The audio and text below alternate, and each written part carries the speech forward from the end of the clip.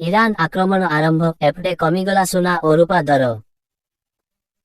ପୁଣି ଥରେ ଇରାନ ଆକ୍ରମଣ କରିବା ଆରମ୍ଭ କରିଦେଇଛି।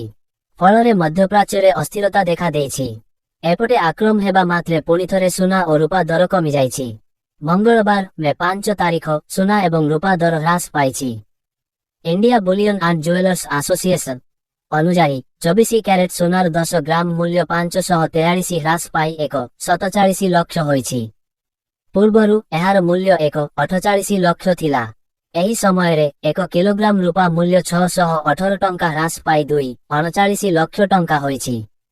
ଏହା ପୂର୍ବରୁ ସୋମବାର ରୂପା କିଲୋଗ୍ରାମ ମୂଲ୍ୟ 2.40 ଲକ୍ଷ ଟଙ୍କା ଥିଲା। 2026ରେ ନା 14,000 ଟଙ୍କା ଏବଂ ରୂପା 9,000 ଟଙ୍କା ମହଙ୍ଗା। 2026 ସୁନା ଏପର୍ଯ୍ୟନ୍ତ 14,000 ମହଙ୍ଗା ହୋଇସାରିଲାଣି। 31 ଡିସେମ୍ବର 2025ରେ 10 ଗ୍ରାମ 24 କ୍ୟାରେଟ ସୁନାର ମୂଲ୍ୟ 1.33 ଲକ୍ଷ ଥିଲା, ଯାହା ଏବେ 1.47 ଲକ୍ଷରେ ପହଞ୍ଚିଛି।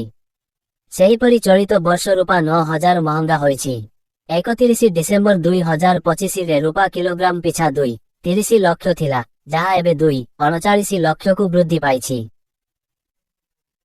2025 ନୂଆ ସରକାରୀ ନିୟମ ପାଇଁ 25,000 କୋଟି କ୍ଷତି ସହିପାରେ ଅଟୋମୋବାଇଲ ଶିଳ୍ପ। ଅଲ୍ ଟାଇମ୍ ହାଇରୁ 29,000 ଶସ୍ତା ସୁନା। ବର୍ଷ ଆରମ୍ଭରେ ସୁନା ମୂଲ୍ୟ ଅଧିକ ଥିଲା, କିନ୍ତୁ ଲାଭ, ବୁକିଂ ଏବଂ ଇରାନ ଯୁଦ୍ଧ ଯୋଗୁଁ ଗତ କିଛି ସପ୍ତାହରେ ଏହା ହ୍ରାସ ପାଇଛି।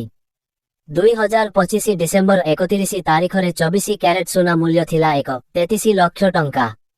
ଏହାପରେ 29 ଜାନୁଆରୀରେ ଏହା ସର୍ବୋଚ୍ଚ ସ୍ତର 1.76,000 ଟଙ୍କା ଛୁଇଁଥିଲା।